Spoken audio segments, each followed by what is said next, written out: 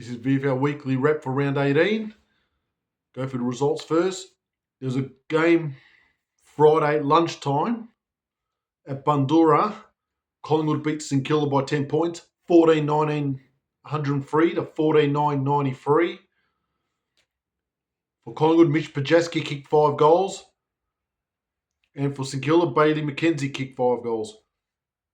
Jack McRae for St Kilda, 31 possessions, 10 marks, 9 tackles. Collingwood won 4 of their last 6 games now, so good end of season form. And they've got no more home games as well. St Kilda have now lost 4 in a row, and they've lost 4 games by 10 points or under this year. Once again, heartbreak hill for the Saints. They just cannot get over the line. It was a very strange ground and start time and day for this game. So who's going to go to lunchtime at 12 o'clock Friday when the uni's open? They could have played anywhere, but anyway. Essendon, they've upset Box Hill by 25 points at Dingley. 10-11-71 to 6-10-46. This game got moved from Box Hill City Oval.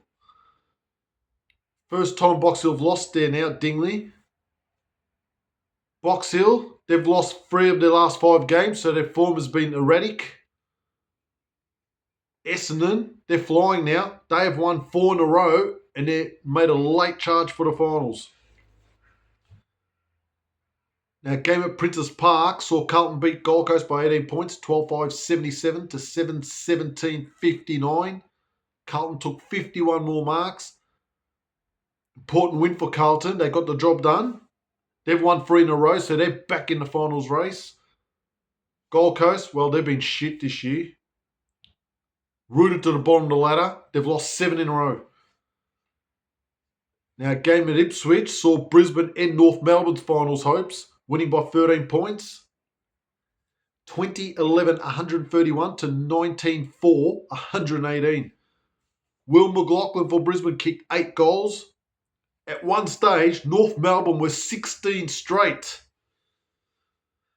As I said, that's ended North Melbourne's season. They've lost 3 in a row. And their last 3 games are against Box Hill, Footscray and Geelong, so they probably won't win another game.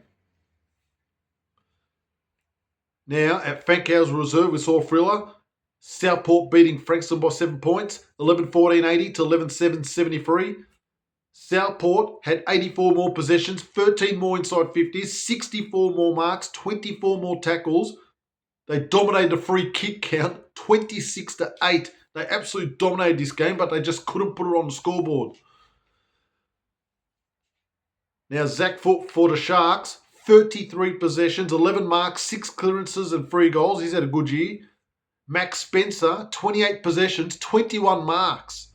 Obviously, they were chipping the ball around. Jacob Dawson, 29 possessions, 13 clearances. A heartbreak loss by Frankston. They haven't slammed down the final spot yet. Southport keep their season alive. Frankston have lost 3 games by single digits. And Frankston still haven't won there. Now, Casey Fields, Geelong belted up on Casey by 53 points, 17-14, 116 to 99-63. Geelong had 20 more clearances. Jack Bowes, 34 possessions, 11 clearances. They've secured the minor premiership. Geelong have now won 12 in a row. And the game at NG Stadium, Sydney belted up on GWS by 78 points, 25-18, 168 to 14-6, 90. For Sydney, Joel Hamlin kicked 6 goals. 6 Sydney players kicked 3 goals or more. Sydney unbeaten in their last 6 games now. They're making a late charge for that top 2 now.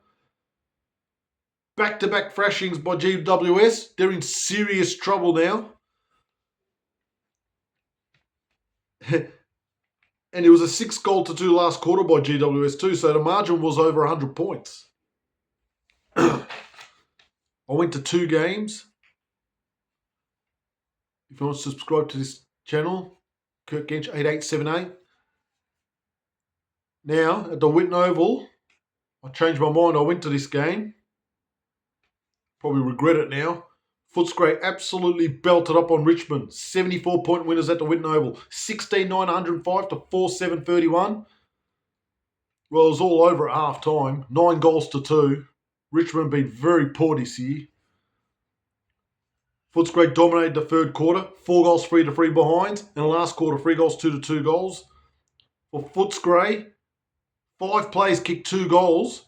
Vandermeer, Sexton, Emmett, Craig Peters and Billings. No multiple goal scores for Richmond. The possessions for Footscray, Harvey Gallagher, 31 possessions, 8 marks. Jack Billings, 28 possessions, 2 goals, 15 marks. Oscar Baker, 25 possessions, 12 marks. For Richmond, Kane McAuliffe, 22 possessions, and James Trezise, 20 touches. Footscray just completely dominated this game. They should have won by more. They really didn't put the foot down. They could have easily won this game by 100 points. But they got the job done. 104 more possessions, 29 more inside 50s, 48 more marks. Richmond have lost 7 in a row. They've had a miserable season. Footscray, they've won 3 of their last 4 games. They can still sneak into the finals, but they're going to have to win out. But as I said, that was a disappointing game for Richmond. Footscray did what they had to do. No surprises winning that game easily. Now they got their players back from injury, but it could be too late now because one more loss and they are done. Richmond were never in the game. Footscray had far too much run. They were far too skillful for disappointing Richmond. That's all I can say. Now, the game on Sunday at Coburg City Oval saw a scrappy game. Coburg got the job done. They beat Sandringham by 14 points, 11-12-78 to 9-10-64. Coburg 4-4 to 2-2 at quarter time. Coburg 3-2 to 2-2 in the second. Sandringham 2-3 to 1-4 in the third. And Sandy won the last quarter by a point, 3-3 to 3-2. The goal kickers for Coburg, Stevenson kicked 3, Waitman and Valentine 2 each. For the Zebras, Lachlan Voss 3, Noah Uze kicked 2. The possessions, Jack Bytel, that man again for Coburg, 33 possessions, 8 clearances. Donovan Tui, 27 touches and a goal. Cooper Keogh, very good in the ruck again. 18 possessions, 34 hitouts, 13 clearances. Now for the Zebs, Nathan Philtides, 21 touches. Will Johnson, 21 touches. Daniel Pinter in the ruck. He was serviceable. 16 possessions, 29 hitouts, 11 tackles, 8 clearances. It was a good duel between him and Cooper Keogh. All the stats were pretty much even. It was a very high free kick count. Coburg in front for 107 minutes, Sandy for 10. Now Coburg led by 21 points in the last quarter, and it looked like it was all over. But then somehow Sandringham kicked 3 goals in 5 minutes to draw within 2 points. But then Daniel Johnson kicked a clutch goal to steady the Burgers. Dammer Smith kicked the goal at the end. They deserved to win this game, Coburg. But Sandringham, obviously Coburg got much more talent than Sandringham. Sandringham, very workmanlike side. It just felt that 10, 11 goals was going to win this game. The conditions were perfect, the ground in good condition. But it was just an ugly game. Sandringham just did not let Coburg play their kamikaze-style handball out of defence. They just didn't let them play their game style at any stage. They just they went there for a scrap. It was an ugly game. It was a shit game of football, especially that third quarter. That was absolutely woeful. Both sides, mate, there's a lot of kicking errors as well. Some easy shots missed. This was an ugly game to watch. It was frustrating, but Coburg had to win this game. No two ways about it. They had to win. They got the job done. Nowhere near their best. Sandringham, their season's shot. They've been competitive, but they were always going to make that game a poor spectacle. There was absolutely no doubt. It was nearly anti-footy, anti-football. They just made no attempt to play. They just wanted to play the contested game. It didn't work. Coburg still got them. It was just a frustrating game, and some of the umpiring decisions in that game, I was baffled. That stand mark, that stand rule, that's garbage. That's got to go. I just don't get that. And some of the blocking, the like blocking from the ruck and all that. Okay, that's just a dumb rule. In my day, it was around the neck, too high, holding the ball, pushing it back. They've just gone too technical, the umpires. It was an okay crowd, decent. There were still Sandy fans there, but it wasn't one. It wasn't a game for the memoirs, that's for sure. Coburg get a vital win. They have won 7 in a row at Coburg City Oval now. They lost their first 2 games for the year at home and won their last 7. So it's a good, happy hunting ground. They have to make it like that. Head to head, Sandy leads 78-68 at Coburg City Oval. Coburg lead 44-23. This is the first time in 3 years these two teams have met. So how stupid is that? It's ridiculous how the fixturing is done sometimes.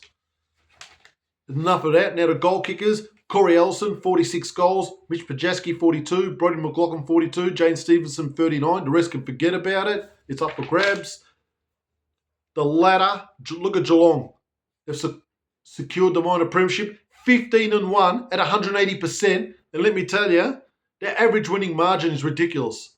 15 wins. Their average winning margin is 54 points. 9 goals, mate. They're just belting teams right now. Werribee, 11.5 wins. Sydney have snuck up the third on 10.5. Box Hill, 10 wins. Now look at this. I'm trying to count it here. There's 5 teams on 9 wins. I'll go by percentage. Frankston, 104.6. GWS has sunk, 104. Coburg now, 102.6. Essendon, 99. Port Melbourne, 96%. All on the same wins. Tasmania, still in that top 10, 8.5 wins. Willie's outside it now. They're 8.5. Carlton making a late charge on 8 wins.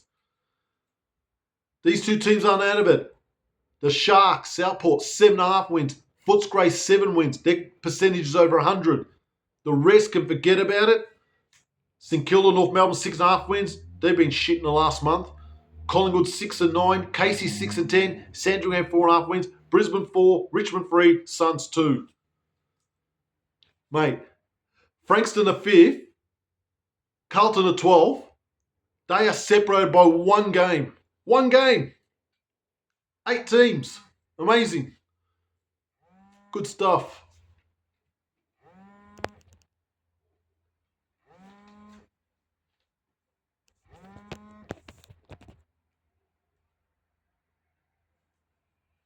Now, the fixture for round 19, 9 games, 2 games on Friday night, Geelong Collingwood, Frankston Port Melbourne, both teams are 9 wins. The loser of that game could face an uphill battle to get to the finals. That is massive. Saturday, Carlton Brisbane, Sydney Tassie will be interesting. Southport GWS, the one I'm going to, this will be a belter. Werribee Footscray, huge game that. Box Hill North Melbourne. Sunday, the Suns against Casey.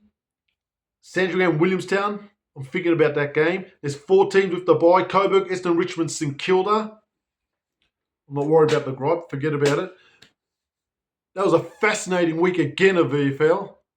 I can't wait for the finish. See you next time.